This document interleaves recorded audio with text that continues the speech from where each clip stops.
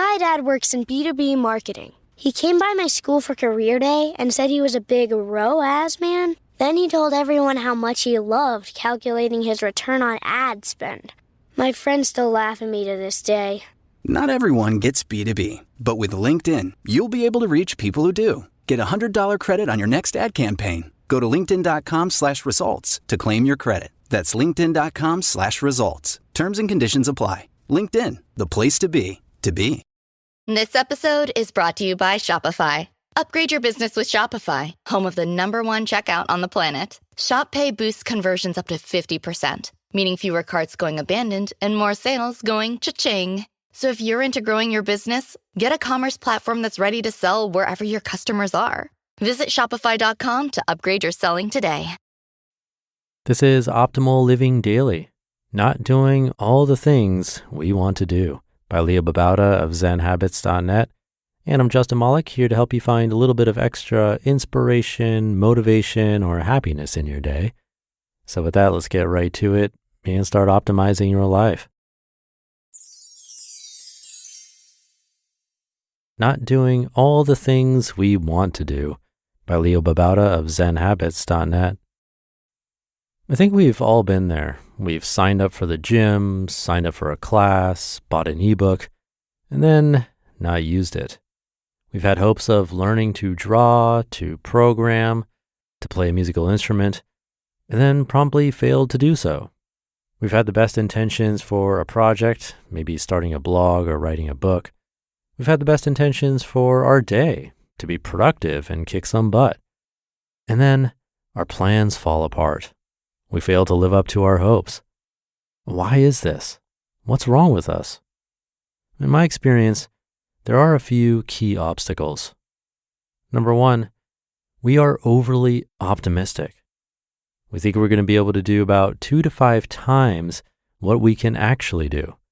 We only have so much capacity, only so much energy, only so much time in the day, but we're not very good at estimating any of those, and we also think the things we want to do are going to take way less time than they'll actually take.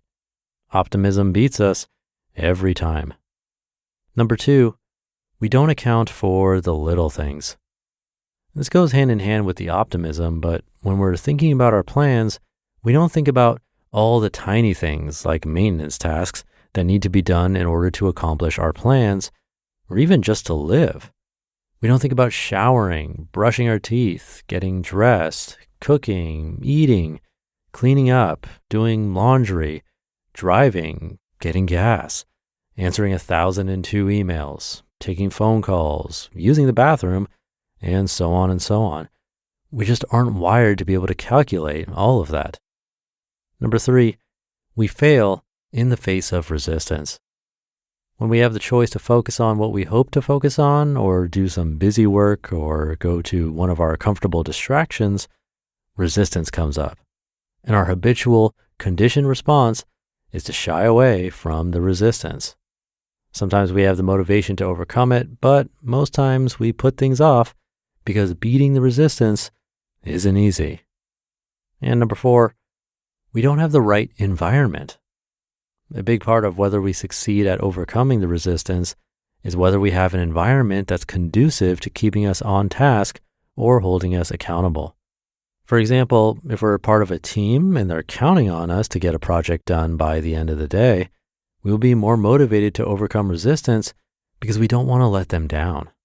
But let's say no one will know if we procrastinate for an entire day, and there are lots of tempting distractions staring at us from the browser. We're less likely to get things done.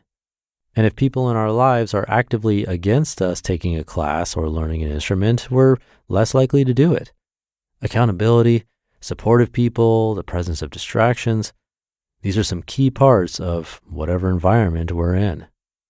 These are things we all do. There isn't a person among us who is immune to these problems. Certainly not me, nor anyone I know. So what can we do? Well, it turns out there are a few key habits we can form to help with these problems, and some of them are going to seem obvious now that we've identified the causes. Solutions to key obstacles.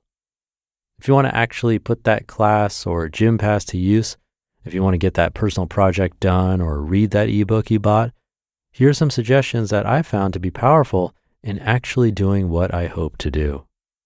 Number 1, know that you probably only have 3 to 4 hours a day of productive time to get projects done, get important work done, read books, and learn stuff.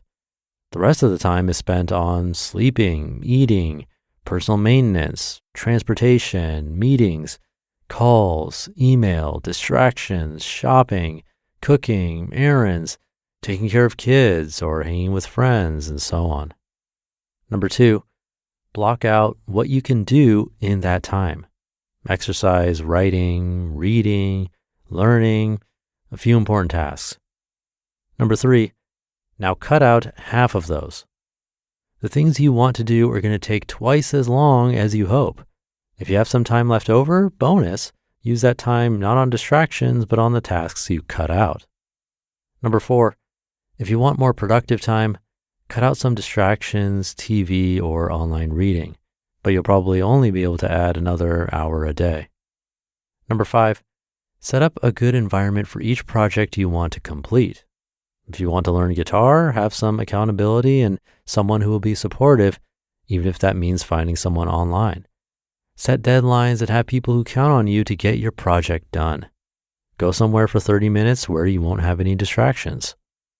And number 6, when you're ready to focus on the thing you hoped to get done, face the resistance instead of running from it.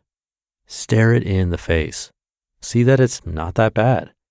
Know your deeper reason for wanting to get this done, and remember that this reason is worth facing the resistance and pushing on despite that discomfort. I hope you find these useful. I've used them to learn things, to get projects done, to stick to exercise programs, to do things with my kids. And I'm far from perfect. I forget these things all the time. But when I do remember to do them, I'm much better at living up to my hopes and dreams. You just listened to the post titled, Not Doing All the Things We Want to Do by Leo Babauta of ZenHabits.net. And I'll be right back with my commentary. Good taste is easy to spot, but hard to pin down. You know it when you see it. With your car, you want something sophisticated and daring, yet classic, approachable, but with an air of opulence. That's where the Range Rover Evoque comes in. The Range Rover Evoque is charisma in motion, art and craft in equal measure. Its exterior is a quietly bold expression of Range Rover DNA with a floating roof, continuous waistline, and three-dimensional grille that give it a captivating character. Inside, you'll find a calm, minimalist cabin anchored by a tactile gear shifter where clean lines, sumptuous materials, and advanced technology come together. Make a statement in the Range Rover Evoque. This elegant SUV elevates every drive, offering a new dimension of refinement and luxury. Whether you prefer a modern aesthetic or a warmer, authentic appearance, the Evoque's interior can be tailored to your taste. Ready to experience sophisticated design and premium materials in motion? Explore the Range Rover Evoque at LandRoverUSA.com. This episode is brought to you by Shopify. Upgrade your business with Shopify, home of the #1 checkout on the planet. Shop Pay boosts conversions up to 50%, meaning fewer carts going abandoned and more sales going cha-ching. So if you're into growing your business, get a commerce platform that's ready to sell wherever your customers are. Visit Shopify.com to upgrade your selling today. Thank you to Leo. I can definitely relate to this. I'd be surprised if you didn't. It's so easy to have these grand plans when we're feeling motivated, but when it comes time to actually do the work, well, that's when things get tough. And more often than not, we cave. We go for the easy distraction instead of pushing through. I know I've been there more times than I like to admit.